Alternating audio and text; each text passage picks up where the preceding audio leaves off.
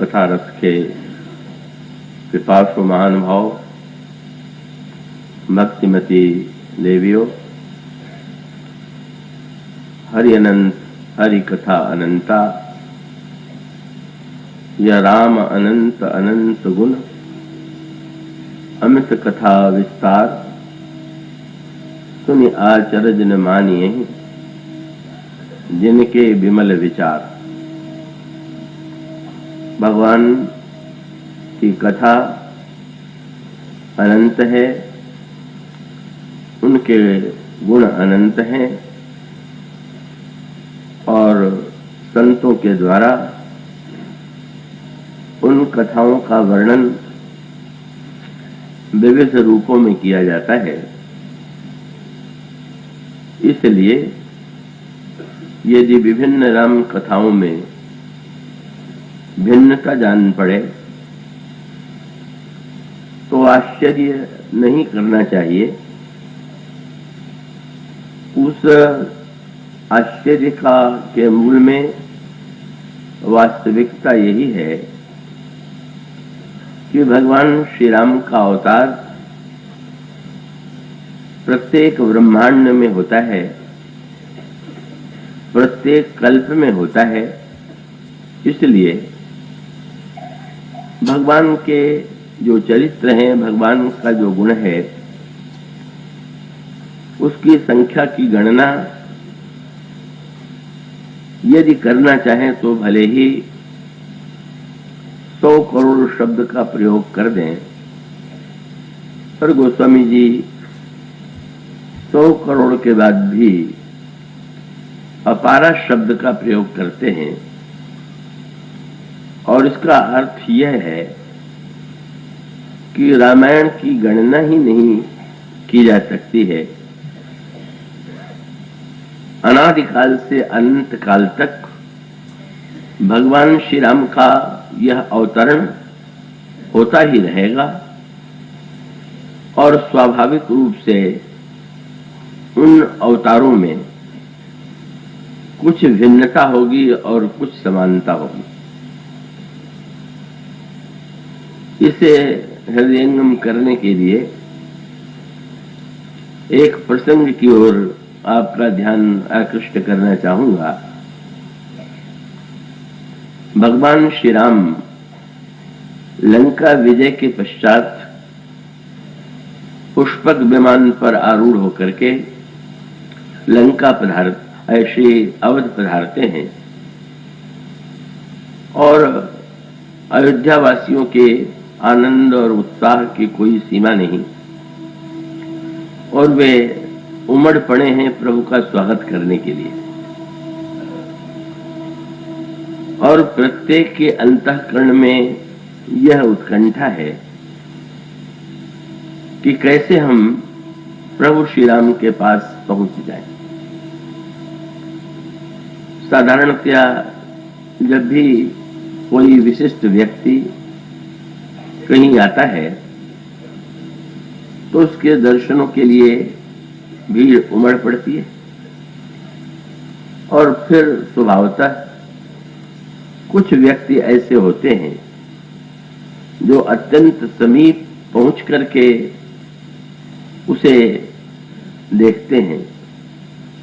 जो अत्यंत समीपी हैं वे निकट पहुंच करके उस व्यक्ति से वार्तालाप भी कर लेते हैं,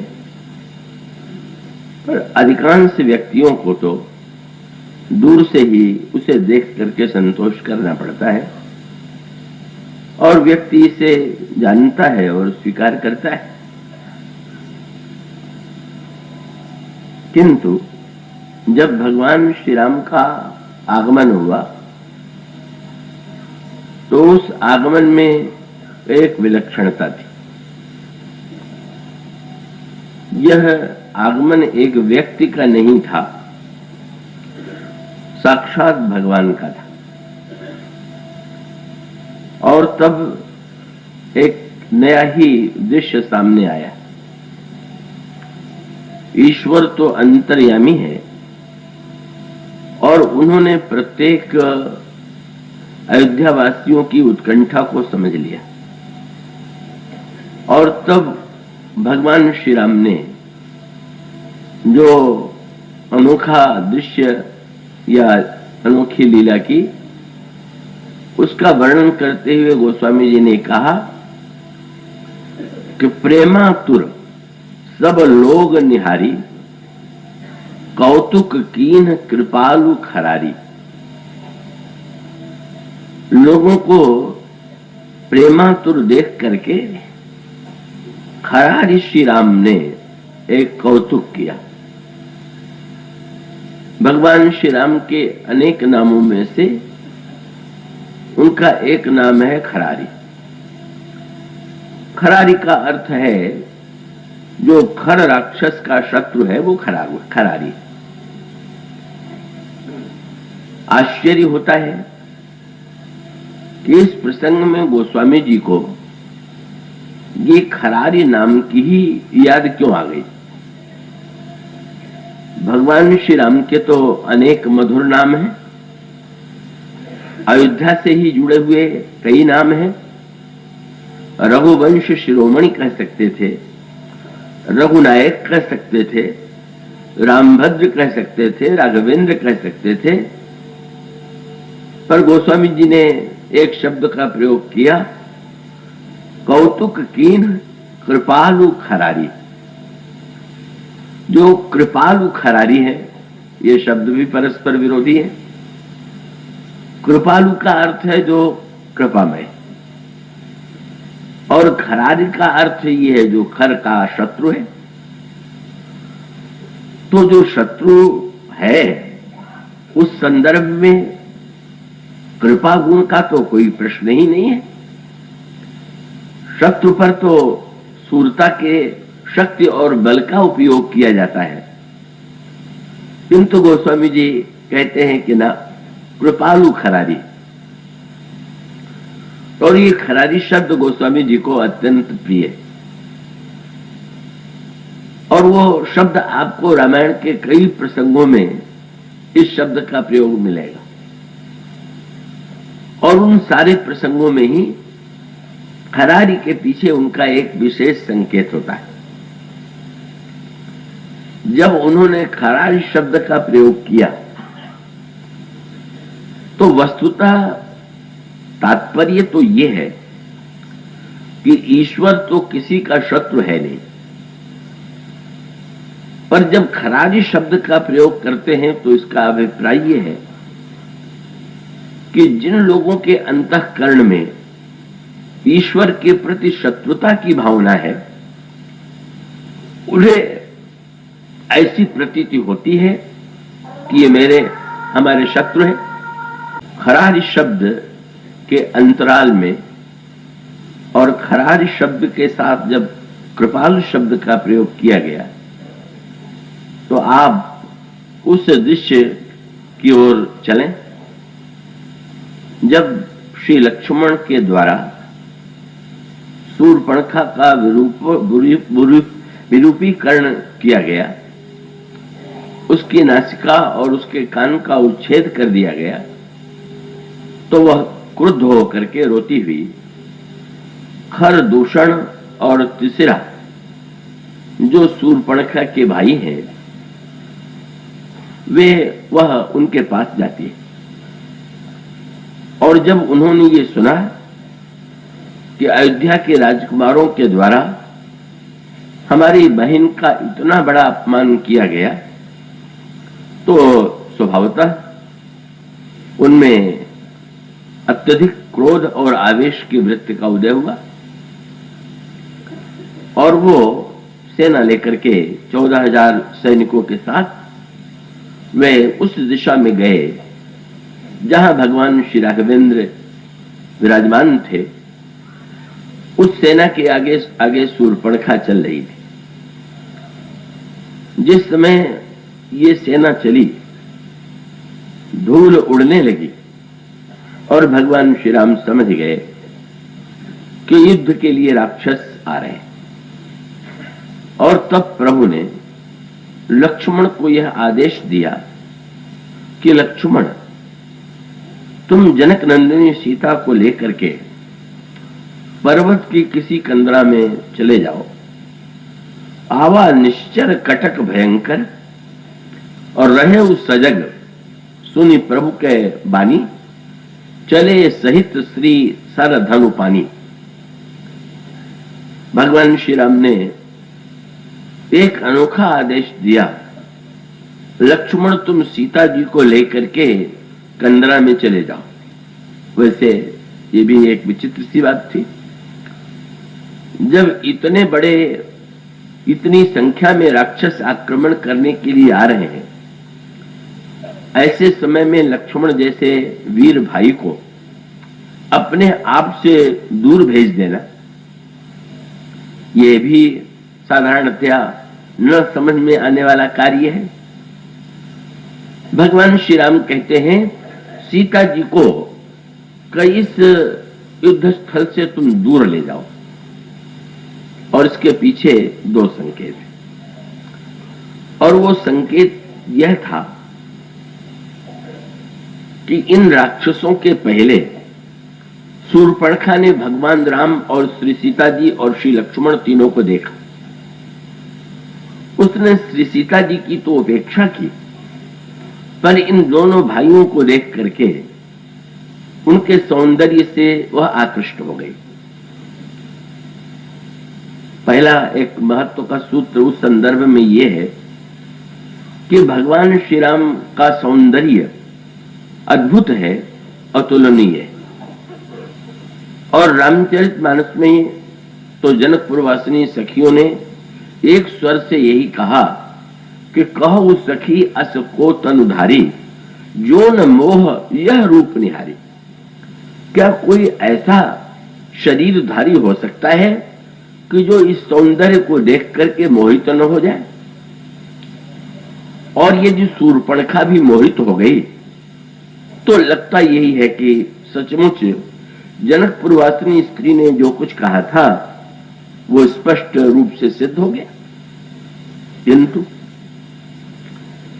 कथा श्रृंखला में उस सूत्र की ओर आप ध्यान दें कि जब हम भगवान के सौंदर्य या जो भगवान के विभिन्न गुण हैं, उन समस्त गुणों में प्रभु का सौंदर्य भी एक गुण है, रूप भी एक गुण है, तो भगवान का रूप तो अतुलनीय है ही, पर रूप के साथ साथ भगवान को देखने के लिए दृष्टि की भी आवश्यकता है। और उसका अभिप्राय यह है कि यदि भगवान को देखने के लिए व्यक्ति के पास दृष्टि नहीं है तो स्वभावतः उसके सामने श्री राम का जो सौंदर्य होगा उसको वह जिस धरातल पर देखेगा वो धरातल कौन सा होगा? तो हम सब संसार के व्यक्तियों के पास जो नेत्र है, जब हम किसी को सुंदर कह करके पुकारते हैं तो हमारे अंतःकरण में सौंदर्य के संदर्भ में कुछ मान्यताएं हैं, कुछ धारणाएं हैं। ऐसी आंखें हो, ऐसी नाक हो, ऐसा कान हो, ऐसे होठ हो, वह व्यक्ति सुंदर है। किंतु भगवान को के सौंदर्य को देखने के लिए क्या इसी दृष्टि की अपेक्षा है क्या? और उसका अभिप्राय है कि अगर भगवान को देखने के लिए और सौंदर्य के संदर्भ में ही नहीं, गीता में भगवान ने अर्जुन को विराट रूप का दर्शन कराया, पर अर्जुन को ही भगवान के विराट रूप का दर्शन नहीं हुआ। आप में जो महाभारत की कथा, महाभारत पढ़ते होंगे और आजकल दूरदर्शन में जिन्होंने देखा होगा, उन्हें यह ज्ञात है कि अर्जुन से भी पहले भगवान ने दुर्योधन की सभा में अपना विराट रूप प्रकट किया था। जिस समय दुर्योधन क्रुद्ध होकर के उन्हें बंदी बनाने के लिए चला, भगवान विशाल तर बनते गए और विराट रूप दुर्योधन के समक्ष भी आया। और इसका अर्थ ये हुआ कि भगवान का जो विराट रूप है वो तो दुर्योधन और अर्जुन दोनों के समक्ष आता है, पर दोनों में एक अंतर है। जब भगवान अर्जुन को विराट रूप दिखाते हैं तो उसके साथ साथ भगवान अर्जुन से कहते हैं, ददामि दिव्य चक्षुम ते पश्यवे योगमैश्वरम। अर्जुन, तुम्हें वह मैं दिव्य दृष्टि दे रहा हूं जिसके द्वारा तुम मुझे देखो। बस अंतर इतना ही था। अर्जुन को भगवान ने दर्शन भी कराया और दृष्टि भी दी। दुर्योधन को दर्शन तो दिया पर दृष्टि नहीं दी। आप कह सकते हैं कि भगवान ने दुर्योधन को भी दृष्टि क्यों नहीं दे दी? तो उसका सांकेतिक व्यंग्य है कि दुर्योधन को अपनी दृष्टि पर इतना विश्वास है कि वो अपनी दृष्टि से अधिक प्रामाणिक किसी की दृष्टि को मानता ही नहीं। बस, और उसका अर्थ ये है, जो व्यक्ति अपनी ही बुद्धि और अपनी आंखों को ही सर्वोत्कृष्ट और प्रामाणिक मानता है, उसको दृष्टि कैसे दी जाए? और जब भगवान शंकर को रावण ने अपना 10 सिर काट करके चढ़ा दिया और रावण के नए सिर निकल आए, तो लोगों को लगा और रावण को भी लगा कि कितना बड़ा चमत्कार, पूजा का कितना बड़ा फल। पर आप सोचें, किसी को कोई वस्तु आप दें और वो लौटा दे तो ये तो कोई प्रसन्नता का चिन्ह नहीं। तो लौटा क्यों दिया? भगवान शंकर का अभिप्राय यह था कि तुम तो पहले से ही अपने को मुझसे दूनी बुद्धि वाला मानते हो, मैं 95 हूं, तुम 10 हो। तो भाई, जब तुम्हें अपने बुद्धि पर ही विश्वास है और गर्व है, तो लोग तुम्हारा सिर हम तुम्ही को वापस किए देते हैं, क्या मैं उपयोग करूंगा? और उसका अभिप्राय है, तुम अपने को जब बुद्धिमान मानते हो तो मैं यदि तुम्हारे मस्तिष्क को बदलने की चेष्टा करूंगा, समझाने की चेष्टा करूंगा, तो तुम यही सोचोगे कि क्या मेरी अपेक्षा बुद्धिमान है क्या? यही इसका अभिप्राय। मानो रावण को अपनी बुद्धि पर सबसे बड़ा गर्व है और दुर्योधन को अपनी ही दृष्टि पर, और इसलिए मानो व्यंग्यात्मक अभिप्राय यह है, अर्जुन को अपनी दृष्टि पर अगर विश्वास होता तो भगवान अर्जुन को भी आंखें न देते। देखिए ना, जिस समय प्रारंभ में अर्जुन ने युद्ध क्षेत्र का दृश्य देखा, उसके अंतःकरण में करुणा का भाव उत्पन्न हुआ, व्याकुलता उत्पन्न हुई, और ये कि वस्तुतः क्या इन महापुरुषों से, महारथियों से जो मेरे पूज्य हैं, लड़ना उचित है क्या? और अर्जुन को यही लगा उचित नहीं। किंतु अर्जुन को यदि अपनी ही बुद्धि पर विश्वास होता तो वो अस्त्र का परित्याग करने के बाद भगवान कृष्ण से यही कहता है कि आप रथ लौटा ले चलिए। किंतु अर्जुन की विशेषता यही, अर्जुन ने उसे जो बात समझ में आ रही है वो बात भगवान को सुना दिया, उसे जैसा लग रहा है वह भी बता दिया। पर अंत में भगवान से यही कहा कि महाराज, मुझे ऐसा लग रहा है, मेरी बुद्धि में ऐसा प्रतीत हो रहा है, किंतु शिष्यस्ते हम साधुमाम त्वं प्रपन्नम, मैं तो आपका शिष्य हूं, शरणागत हूं, इसलिए आप ही बतावें कि मेरे लिए क्या उचित है।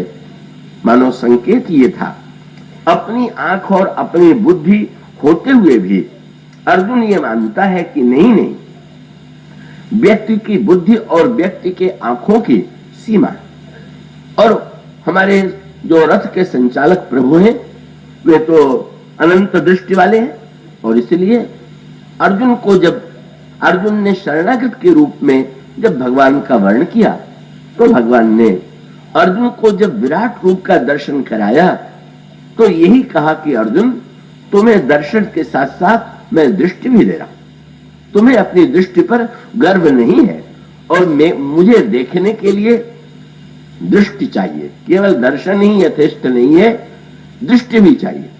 क्योंकि दुर्योधन को की सभा में जब उन्होंने विराट रूप का दर्शन किया तो सारी सभा थर्रा उठी, कांप उठी। दुर्योधन भी भय के मारे पसीने से तर हो गया। किंतु जब भगवान उस सभा से चले गए तो दुर्योधन ने, कर्ण ने, शकुनी ने और उसके जो सहचर साथ वाले थे, उन्होंने, दुर्योधन ने यही कहा कि भाई इस कृष्ण के बारे में चाहे जो बात हो, पर ये पक्का इंद्रजाली और मायावी है। क्या जादू दिखा दिया।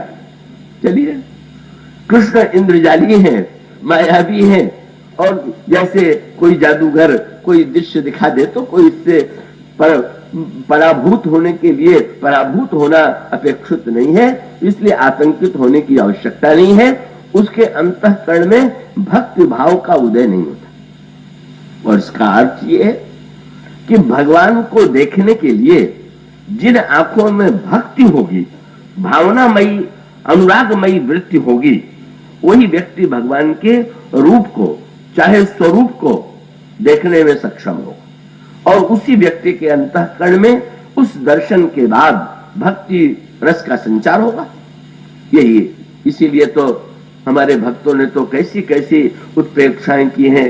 हमारे प्रसिद्ध संत रूप गोस्वामी जी ने एक बड़ी मीठी बात लिखी, बड़े रसिक भक्त वृंदावन के। उनसे पूछा गया, क्या आप मुक्ति नहीं चाहते क्या?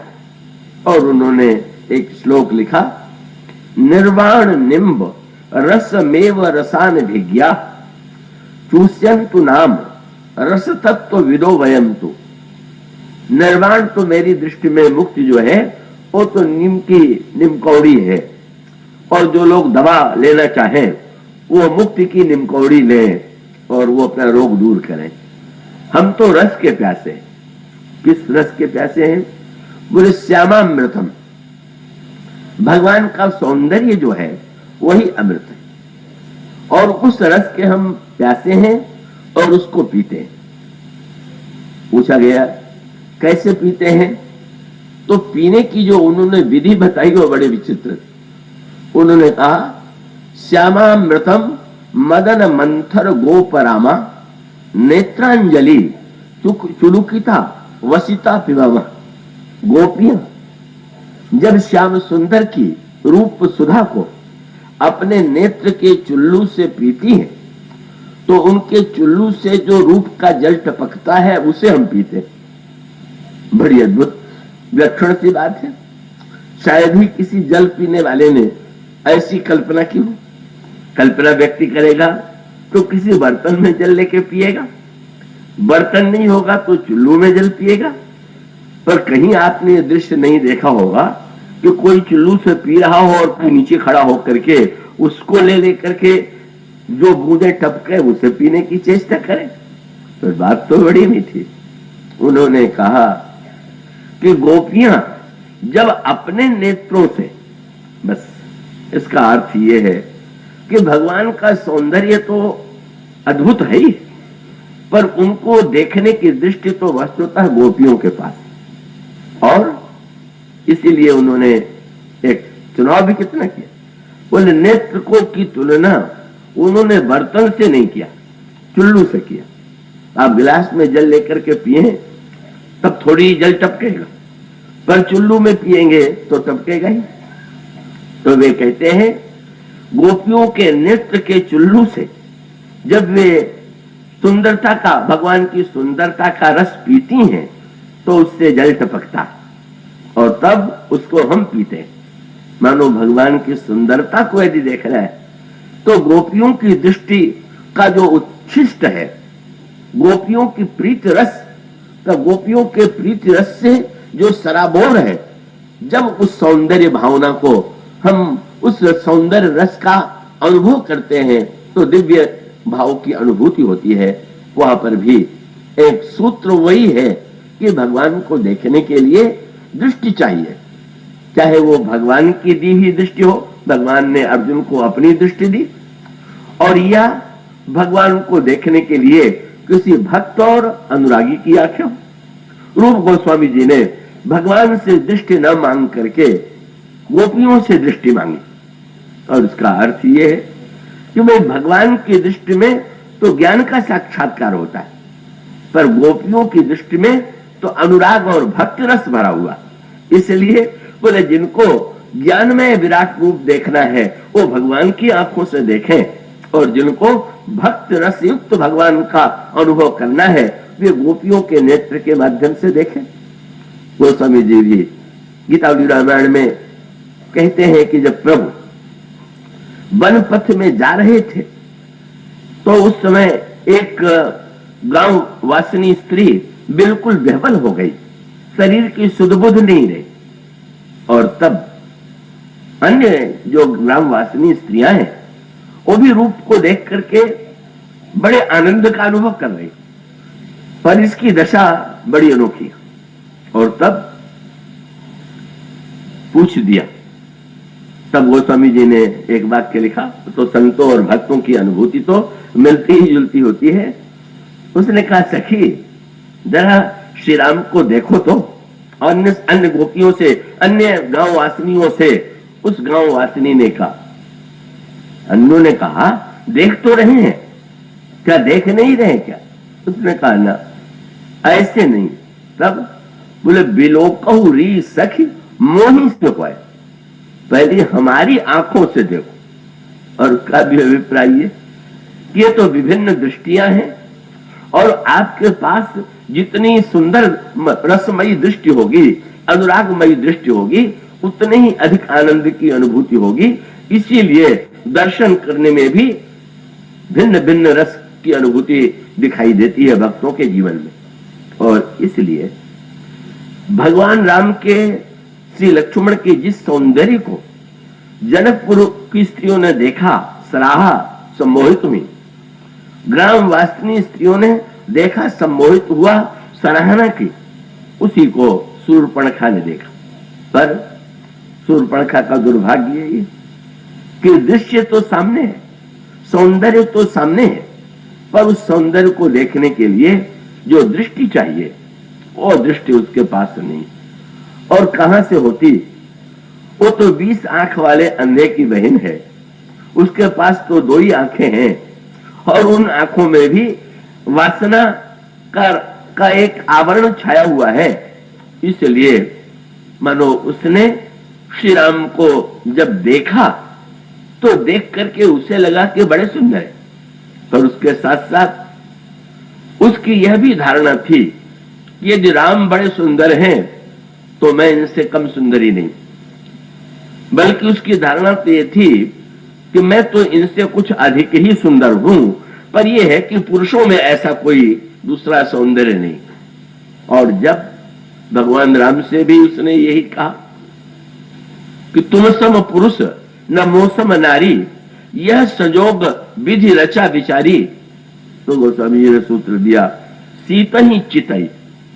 प्रभु ने सीता जी की ओर देखा, और देखने के अनेक तात्पर्य, पर एक तात्पर्य था कि शूर्पणखा तुम यदि मेरे सौंदर्य को देखना चाहती हो तो पहले इनकी ओर देखो। तो सीता जी मूर्तिमती भक्ति देवी है, और उसका अभिप्राय यह है भक्ति की आंखों से न देख करके तुम मुझे वासना की दृष्टि से देख रहे हो, इसीलिए तुम्हारे अंतःकरण में अभी भी अपने रूप का गर्व बना हुआ है। इसलिए प्रभु ने दो कई संकेत, जब तुम कहती हो कि मैं सर्वश्रेष्ठ सुंदरी हूं तो तुमने इन्हें देखा कि नहीं, और क्या इनसे तुमने दृष्टि पाई कि नहीं?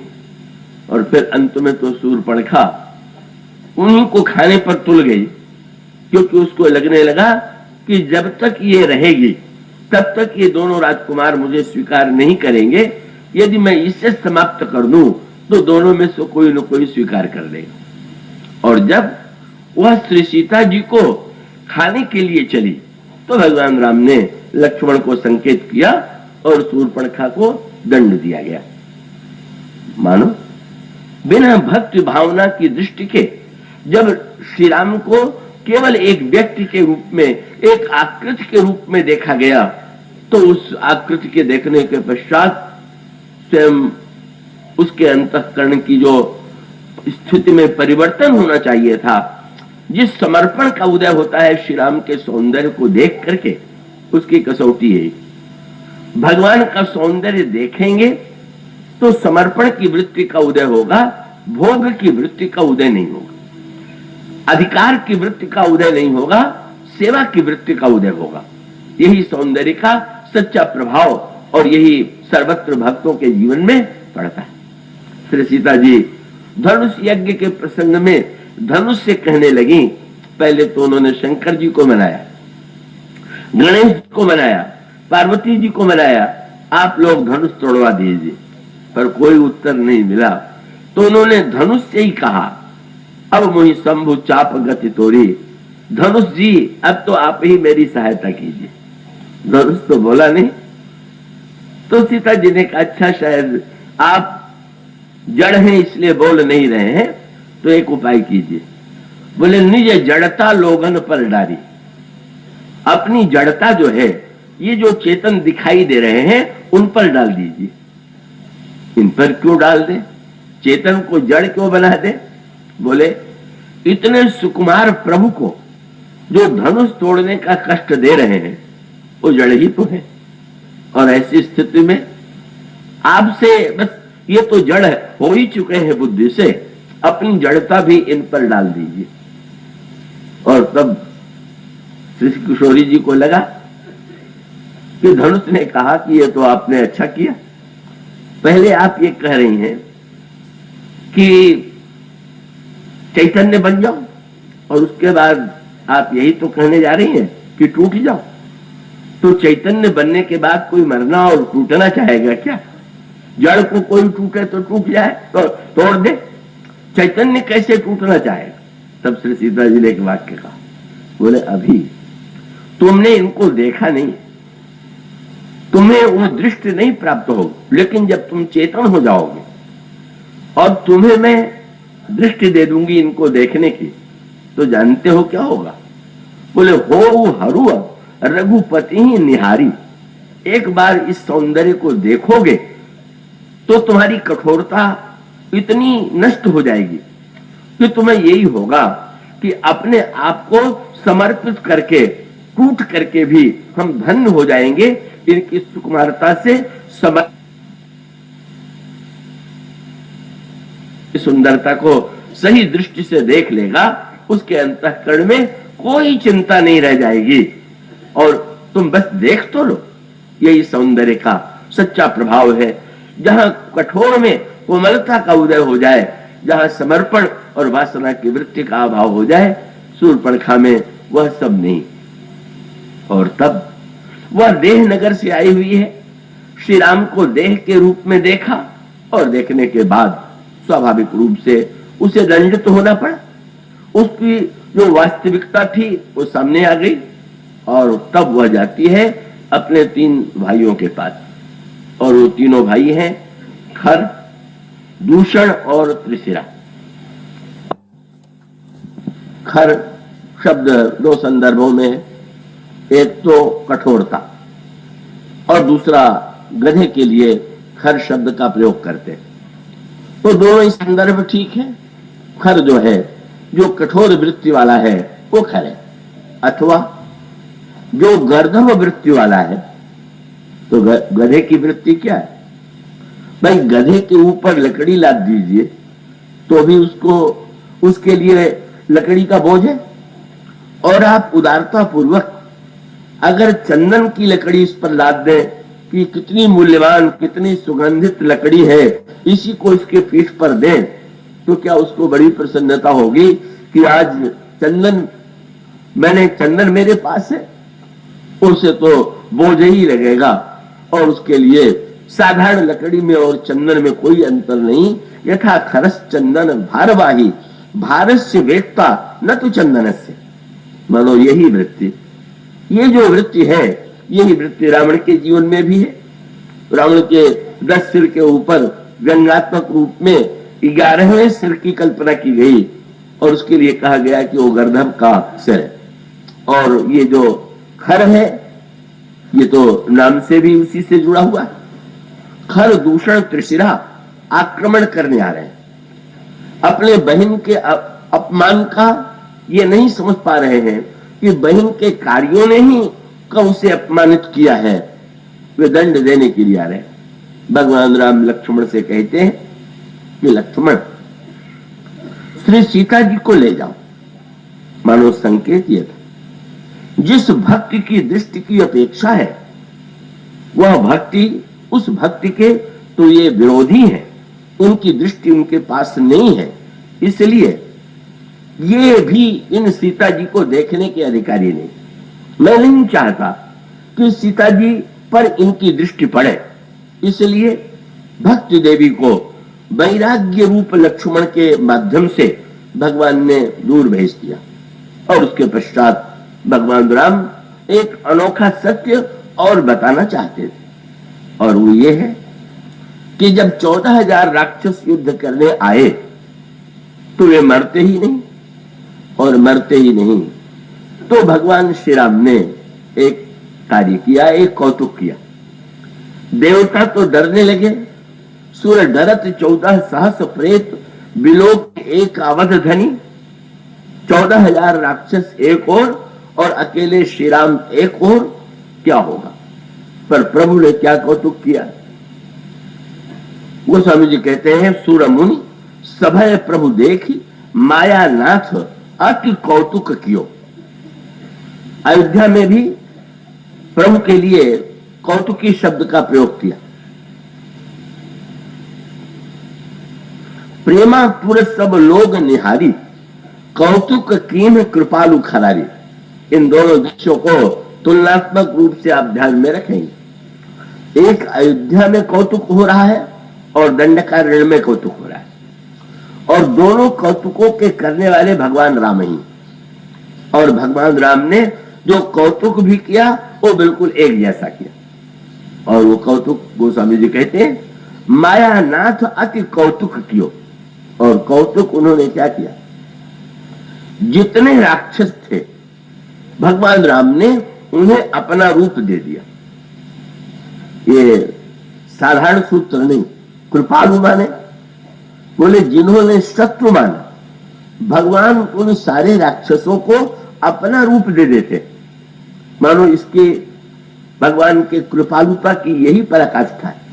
श्री राम का अवतार क्यों हुआ कि गुणवान व्यक्ति जो होते हैं वे निरंतर इस चिंता में निमग्न रहते हैं कि मेरे जीवन में जितना गुण है उतने गुण दूसरे के जीवन में न आने पावे। एक दानी को चिंता रहती है मुझसे बड़ा कोई दानी प्रसिद्ध न हो जाए। एक पुण्यात्मा को चिंता रहती है मुझसे बढ़ करके कोई पुण्यात्मा न हो। तपस्वी को चिंता रहती है, त्यागी को चिंता रहती है, और सभी के अंतःकरण में यही चिंता है कि मेरा प्रतिद्वंदी कोई मेरी बराबरी वाला व्यक्ति न हो।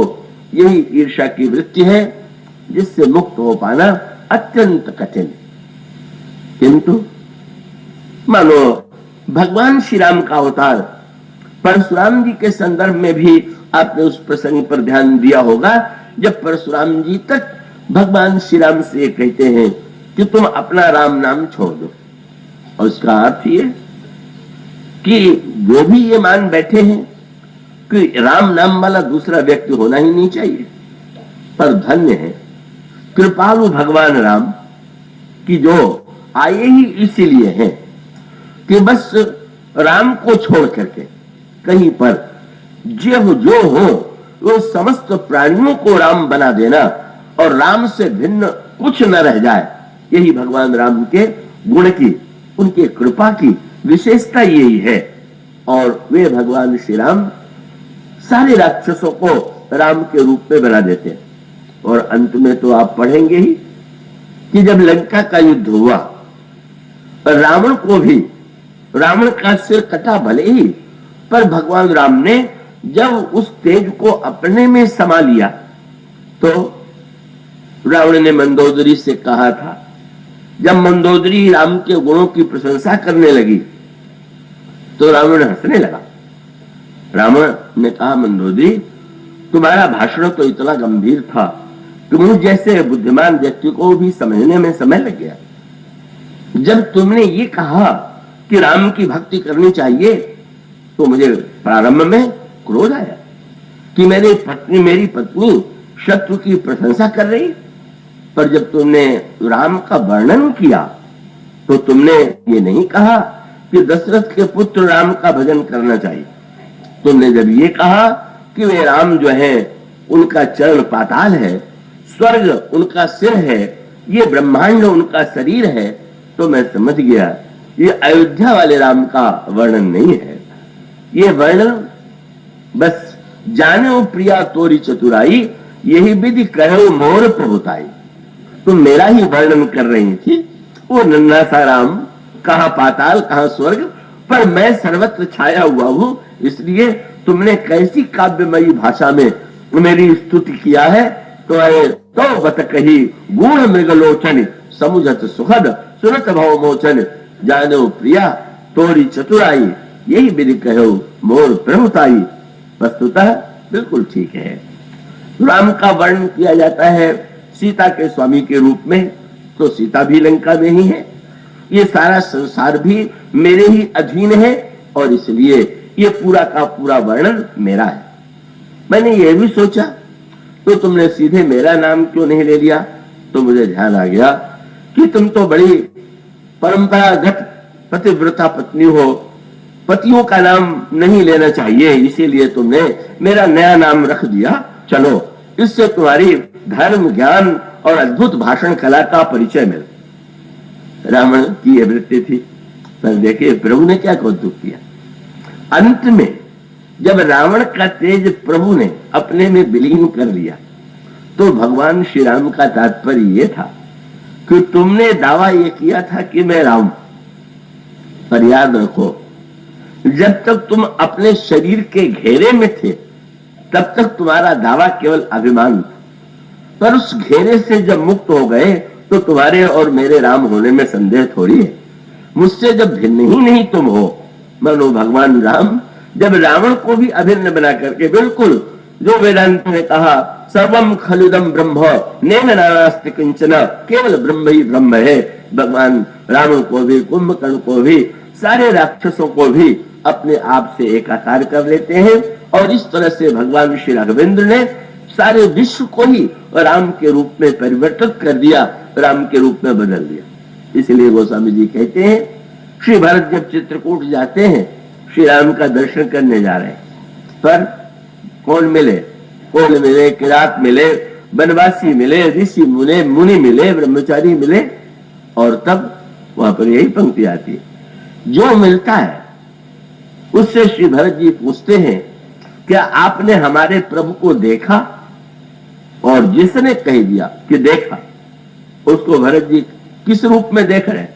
तो स्वामी जी कहते हैं जे जन कहीं कुशल हम देखे, ते जन मनहु राम सम लेखे। बस ये राम ही है, और सचमुच यही दृष्टि है। श्री भरत की धारणा है कि हमारे प्रभु का दर्शन करने के बाद कोई राम बने बिना कैसे रहेगा। बस वो तो यही उनकी विलक्षणता है, यही भक्त की मान्यता है। और जब भगवान श्री राम ने ये विलक्षण कार्य किया कि जो राक्षस उनसे शत्रुता की भावना लेकर के आए हुए हैं, भगवान राम ने उनको भी राम के रूप में परिणत कर दिया, तो इससे बढ़कर के कृपालुता की कोई सीमा नहीं। किंतु दोनों बात हुई, अंत में ये राक्षस भी भगवान में विलीन होकर के राम में ही हो गए।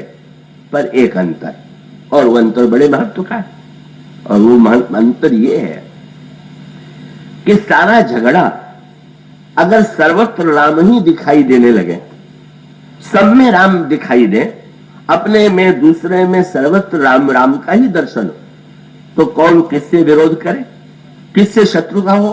उमा जे राम चरण रत, विगत काम मद क्रोध, निज प्रभु में देखें जगत, कासन करें विरोध। और उसका अभिप्राय यह है, ये समस्त द्वेष संघर्ष इसीलिए है कि हम सर्वत्र श्री राम को नहीं देख पाते। श्री राम तो 14,000 राक्षसों से भी कहते हैं तुम तो मेरे ही रूप, पर दुर्भाग्य यही है कि जिनके पास वे आंखें नहीं है। अगर उन सब ने देखा होता और देखने के बाद ऐसा लगता कि केवल राम को छोड़ करके और कुछ नहीं, तो सारा संघर्ष ही समाप्त हो जाता है। पर वो तो खर और दूषण थे। खर और दूषण का अभिप्राय है गर्दभ वृत्ति वाले व्यक्ति के लिए वो तो कोई अंतर होता नहीं। और दूषण में व्यंग ये है, ये दोषदर्शी वाले वृत्ति वाले जो व्यक्ति हैं वो दूषण है। और दूषणों का स्वभाव यही है कि वे सर्वदा सामने वाले को देखते हैं, अपने को नहीं देखते। तो जब इन्होंने देखा राम को, सामने दिखाई पड़े राम, तो दो बातें हो गई। एक तो श्री राम के प्रति शत्रुता की भावना कि राम हमारे शत्रु है, और जब ये दिखाई पड़ा कि ये राम है तो मेरे शत्रु है। अगर कहीं एक बार उन्होंने अपनी ओर भी देख लिया होता कि अरे राम तो हम भी हैं, तो बात ही बन जाती। पर उन्होंने देखा और शत्रुता की भावना इतनी तीव्र है राम के प्रति कि दृश्य दिखाई दे रहा है, एक राम दूसरे राम पर आक्रमण कर रहे हैं।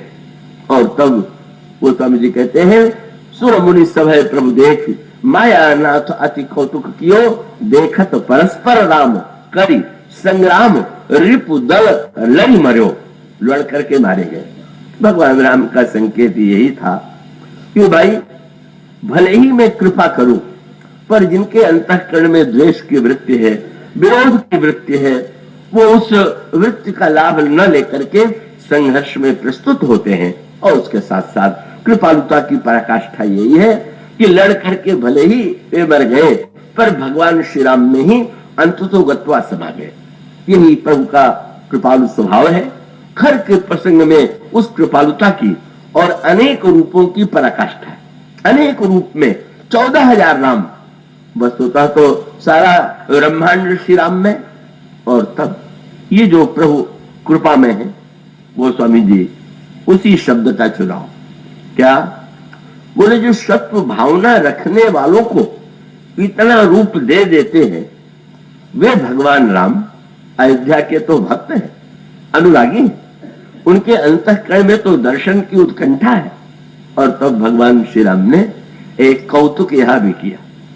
कौतुक तो एक ही करते हैं, चाहे शत्रु कहे कोई माने, चाहे मित्र माने, पर शत्रु उस कौतुक के द्वारा आनंद नहीं ले पाता, और जो भक्त है वो उस कौतुक का रस पा लेते हैं। प्रभु ने देखा सारे अयोध्यावासी मुझसे मिलने के लिए व्यग्र हैं, और तब एक कौतुक क्रिया किसने, बोले कृपालु खरारी। बोले जो खर पर इतनी कृपा कर सकते हैं, उनके कृपा का तो स्वभाव ही है। और तब उन्होंने क्या किया, बोले अमित रूप, कितने राम, एक राम की अनेक राम, बोले हरि अनंत, हरि कथा अनंत। और इसका अर्थ यह है जितने अयोध्यावासी उतने राम। और कितना आनंद आया, आप कल्पना कीजिए, जब एक व्यक्ति ने देखा कि श्री राम है और छोटे के रूप में उसने प्रभु को प्रणाम किया, प्रभु ने सिर पर हाथ रख करके आशीर्वाद दिया, गदगद हो गया। और गदगद क्यों हो गया, दो आनंद। बोले प्रभु ने विमान से उतर करके वो सबसे पहले मेरे पास ही आए, कितना बड़ा मेरे प्रति प्रेम, अनोखी बात। और प्रत्येक को अनुभव हो रहा है कि सबसे पहले मेरे पास ही आए। और सब जो है किसी को हृदय से लगाए हुए, किसी के मस्तक पर सिर रख करके प्रणाम कर रहे हैं, किसी के सिर पर उनका कर कमल है। और परिणाम क्या हुआ, इतनी रामायण एक साथ बन गई। मान लीजिए भगवान का विमान सायंकाल 6 बजे अयोध्या में पहुंचा, और अयोध्या वासियों से पूछ दिया जाए कि प्रभु जब 6 बजे विमान से उतरे तो कहां गए, तो कहेगा कि मेरे पास आए। तो सबकी रामायण तो अलग अलग हो गई। एक व्यक्ति कहेगा मुझे आकर के प्रणाम किया, एक व्यक्ति कहेगा मुझे हृदय से लगाया, एक व्यक्ति कहेगा कि आशीर्वाद दिया। आप किसको कहेंगे कि ये सही कह रहा है और दूसरा झूठा कह रहा है? वो तो अच्छा यही था कि उन्होंने अगल बगल में नहीं देखा, अपने राम में ही इतने डूब गए, नहीं तो ये भ्रम हो जाता कि ये राम असली कि वो राम असली। और ये रामायण का ये जो राम रूप की अनंतता है, और उसका अभिप्राय ये है कि भाई भले ही तत्वतः भगवान राम एक हो, पर प्रत्येक व्यक्ति उन श्री राम को अपने निकट अगर आप श्री राम को इतिहास के व्यक्ति के रूप में पढ़ना चाहते हैं तो आप एक मान करके पढ़ लीजिए। आप इस बात से गौरवान्वित हो लीजिए कि त्रेता युग में श्री राम ने अयोध्या में अवतार लिया। पर अगर आपको ये लगे कि ना हमारे लिए हमारे वो राम हमारे लिए कैसे मिले, कैसे हम प्राप्त करें, तो ये बस इससे बढ़ करके अनोखा संकेत कुछ नहीं हो सकता कि ना ईश्वर तो असीम है और संसार में अगर कोई 10 व्यक्तियों से प्रेम करे तो बेचारा बांटेगा और फिर झगड़ा होता है, उनसे अधिक प्रेम क्यों किया, हमसे अधिक प्रेम क्यों नहीं किया। प्रेमियों में इसी को लेकर के टकराहट दिखाई देती है। पर पूर्ण भगवान तो जिससे प्रेम करते हैं उसको पूर्ण प्रेम ही देते, और तब वो भगवान जो है, गीता में भगवान ने जो श्रीमद् भागवत में सर्वत्र सूत्र यही दिया, ये जो भगवान है, भगवान ने एक वाक्य कहा, ये जो मेरे भक्त हैं मनन्य तेन जानन्ति, मुझे छोड़ करके वे किसी और को नहीं जानते। और आप बोले मैं भी उन्हें छोड़ करके किसी को नहीं जानता। और यही सूत्र है, मानो प्रत्येक व्यक्ति को एक श्री राम की आवश्यकता है, और इस आवश्यकता के लिए रामायण में दोनों सूत्रों पर संदर्भ आप ध्यान में रखेंगे अगर आप नित्य सुनते रहे कि रामायण में सूत्र दिया गया, प्रत्येक ब्रह्मांड में राम का अवतार होता है। तो एक ब्रह्मांड यह भी है, वो एक इकाई है, और एक ब्रह्मांड हम सब एक एक ब्रह्मांड है। मैंने पत्रिका में गोस्वामी जी कहते हैं बपुसु ब्रह्मांड। और दूसरा सूत्र दिया गया कि प्रत्येक कल्प में, ये जो पंक्तियां पढ़ी गई उसमें भी कहा गया कल्प कल्प प्रति प्रभु अवतरे। प्रत्येक कल्प में भगवान का अवतार होता है, और प्रत्येक कल्प जो होता है वो लाखों वर्ष, उसकी गणित कीजिए तो इतना बड़ा अंक मिलेगा कि व्यक्ति आतंकित हो जाएगा। एक कल्प में एक बार। किंतु जैसे ब्रह्मांड का एक दूसरा अर्थ है, इसी प्रकार से कल्प का भी एक दूसरा अर्थ है। और वो कल्प जो है, एक कल्प वह है जो बाहरी घड़ी के द्वारा जिसका माप जोख होता है, और एक कल्प वह है जिसका जो अनुभूति से, आपकी संवेदना से संबंधित है, जो घड़ी से संबंधित नहीं। और यो कह लीजिए आप कथा सुनने बैठे और मान लीजिए बिल्कुल किसी दिन 1 घंटा 1.5 घंटा 2 घंटा जितनी भी कथा हो, किंतु विचित्र बात, किसी को ये लगता है कि आज तो कथा बड़ी लंबी हो गई, किसी को लगता है कि अरे आज क्या कथा बड़ी जल्दी समाप्त हो गई। बाहर वाली घड़ी तो एक ही समय बतावेगी, पर मन वाली घड़ी सबकी अलग अलग है। और उसका अभिप्राय यह है कि मन की घड़ी में अधिक रस की आनंद की अनुभूति हो गई तो काल का भान भूल गया, और रस की अनुभूति नहीं हुई तो छोटा काल भी बड़ा लगने लगा। देखते हैं आप, दुख में छोटा काल भी का बहुत बड़ा लगने लगता है, और आनंद में बहुत बड़ा लंबा काल भी छोटा लगने लगता है। और तब अगर ये कह दिया जाए कि एक ब्रह्मांड में एक कल्प में ही भगवान राम आवेंगे, तो इससे बढ़कर के हम लोगों के लिए निराशा की क्या बात होगी। आ चुके त्रेता युग में एक कल्प में, अब तो जब अगला कल्प आवेगा तब श्री राम आवेंगे। पर तुलसीदास जी ने आपको निश्चिंत कर दिया, घबराइए मत, उस कल्प की चिंता बिल्कुल मत कीजिए, उस गणना को भूल जाइए और तब उस गणना पर दृष्टि डालिए। तो स्वामी जी ने कहा भगवान राम धनुष तोड़ने के लिए चले, पर धनुष तोड़ा कब? आश्चर्य है, पहले तो उठे ही नहीं, उठे भी तो प्रणाम करने लगे, विलंब लगने लगा, चलने लगे तो भी विलंब से। देखने वालों की व्याकुलता बढ़ती जा रही है, और जनकपुर वासिनी स्त्रियां सोचती हैं जिनको चलने में इतना कष्ट हो रहा है, ये धनुष क्या तोड़ेंगे। कहा ऐसा फग उठ रहा है, सहज ही चले सकल जग स्वामी, मत मंजू बर कुंजर गामी, और चलत राम सब पूर्ण नर नारी, पुलक पूरी तनु भय सुखारी। और तब इतने उनके मन में व्याकुलता हुई, अरे ये तो बड़े सुकुमार है, तोड़ नहीं सकेंगे। और तब उनके मन में क्या भावना आई, बोले बंदी पितर सुर सुकृत संहारे।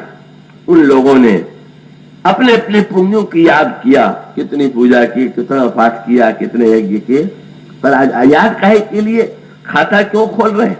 बोले बंदी पितर सुर सुकृत संहारे, जौ कछ पुण्य प्रभाव हमारे, तो शिव धन मृणाल की नाई, तो रहु राम गणेश गोसाई। गणेश जी हम लोग का सारा पुण्य आप ले लीजिए और इनसे धनुष तोड़वा दीजिए, बड़ी कृपा होगी। मानो समर्पण की वृत्ति ही उत्पन्न हुई सुकुमारता को देख करके, अपना सारा पुण्य राम की प्रसन्नता में लगा देने की। पर श्री राम चले गए, चल पहुंच गए धनुष के पास, अब तो तोड़ दे। वो स्वामी जी ने कहा, प्रभु चारों ओर देखने लगे, अरे पहुंच गए, अब क्या देख रहे हैं, सभा में तो बैठे हुए थे। और गोस्वामी जी कहते हैं भगवान श्री राम सबकी ओर देख रहे हैं, और सबकी ओर देखने के बाद सीता जी की ओर देखा। और धनुष कब टूटा? श्री सीता जी के धनुष के टूटने की समस्या उन राम के द्वारा होगी जो केवल उनके लिए है, और वो एक कल्प में एक ही बार अवतार लेते। और तब वो स्वामी जी ने तुरंत लिखा, सूत्र दिया उन्होंने कल्प का, क्या? भगवान राम ने जब श्री सीता जी को देखा, उस समय श्री सीता जी की व्याकुलता कहां थी? बोले निमिष विहात कल्प समते, एक निमेष कल्प जैसा हो गया। और भगवान राम ने तुरंत जो है, बस गुरु ही प्रणाम मन ही मन कीन्हा, अति लाघो उठाए धनु लीन्हा। इतनी देर लग रही थी और अब तोड़ दिया, क्यों?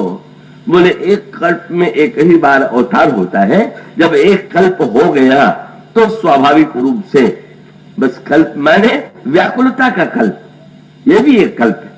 और जब ऐसा कल्प होता है, आपके अंतःकरण में कितने कल्प की अनुभूति हो रही है, आप निश्चिंत रहिए कि ना वो प्रत्येक कल्प में अवतार लेते हैं, पर वो कल्प पंचांग के कल्प को भूल करके उस कल्प को देखिए। हनुमान जी श्री सीता जी का संदेश लेकर के आए, कितने दिन रहे? 10 महीने। अब 10 महीने का महत्व साधारण घड़ी में, काल में अधिक लंबा हो, पर वो ईश्वर की अनंत अनादि गणित में, अब जहां पर गणित ये हो कि चारों युग जब 1000 बार बीत जाता है तो ब्रह्मा जी का एक दिन होता है, और इस तरह से ब्रह्मा की आयु 100 वर्ष की है। और ब्रह्मा जी के आयु के जब 100 वर्ष होते हैं तो भगवान शंकर का वो एक पल होता है जहां पर मापदंड इतने बढ़ते जा रहे हो। अब भगवान का क्या मापदंड बतावें, कैसे बतावें कि उनका दिन या घंटा कितना लंबा होता होगा? और तब तो जी ने कहा, हनुमान जी ने कहा, प्रभु विलंब मत कीजिए। प्रभु परीक्षा लेने लगे, क्या ऐसा लग रहा है, कितने दिन हुआ? उन्होंने कहा, प्रभु बाहर के अंक को मत देखिए। तब बोले, निमिष निमिष करुणानि जाहि कल्प समबीत, और बेग चलिए प्रभु आनीय भुजबल खल दलजीत। अगर आपने जल्दी नहीं की तो आपकी प्रतिज्ञा झूठी हो जाएगी प्रत्येक कल्प में अवतार लेने की। इसलिए मानो एक बड़े महत्व का सूत्र यह है, कल्प माने व्यक्ति के अंतःकरण की व्याकुलता का कल्प। और इसीलिए वो उपाख्यान जिसमें 2 वृक्ष के नीचे बैठे हुए 2 व्यक्तियों ने, साधकों ने नारद जी से पूछ दिया, भगवान से पूछिएगा कब दर्शन देंगे? और भगवान ने नारद को एक ही उत्तर दे दिया, बोले दोनों से कह देना कि वो जिस वृक्ष के नीचे बैठे हैं उस वृक्ष में जितने पत्ते हैं उतने जन्म बाद दर्शन देंगे। विचित्र उत्तर था। बोले महाराज आपका गणित समझ में नहीं आया, एक बट के नीचे बैठा हुआ, एक मिली के नीचे बैठा हुआ, आपने गणना भी तो ये पत्ते का कौन सा गणित हुआ? आप संख्या बता देते हैं, बोले तो उत्तर यही दे देना। लौट करके आए, बट के पत्ते वाले ने जब सुना कि इतने जन्म बाद दर्शन देंगे तो उसने माला वाला फेंकी। बोले झंझट से छुट्टी, मैं क्या समझता था इतने जन्म के बाद हम क्या करेंगे लेकर के ऐसे ईश्वर को, नहीं चाहिए। और जब दूसरे से कहा तो एक साथ दर्शन की तीव्र व्याकुलता और आनंद की पराकाष्ठा, दोनों प्रभु का दर्शन कब होगा ये व्याकुलता, पर इतने जन्मों के बाद होगा, इतने आनंद में डूबा और भगवान आकर के प्रकट हो गए। भगवान ने उसे हृदय से लगा दिया। नारद जी के क्रोध की सीमा नहीं रही। क्या मुझे झूठा सिद्ध करने के लिए ही ये उत्तर आपने भिजवाया था क्या? और तो भगवान ने हंस करके यही कहा कि नारद, तुमने काल को या जन्म को उस परिधि में क्यों बांध दिया? क्या तुम जन्म को, क्या मैं काल और जन्म की सीमा में हूं? और इसलिए जब भक्त के हृदय में व्याकुलता होती है, जब उत्कंठा होती है, तभी वो मुझे प्राप्त कर लेता है। यही सूत्र रामायण में दिया गया। और तब गोस्वामी जी ने इसीलिए रामायण में 4 कल्पों की कथा का मिश्रण किया। उन्होंने कहा, आप देख लीजिए आप किस कल्प के निवासी हैं और आप विश्वास रखिए भगवान राम अनंत है। जब आपके अंतःकरण में जिस कल्प में भगवान की आवश्यकता होगी भगवान अवतरित हो जाएंगे। आइए यही विराम लेते हुए कल हम इस प्रसंग पर पुनः ध्यान देंगे, पर कल से समय 5:30 बजे का होगा। अगले 2 दिन तक ये ध्यान रखें।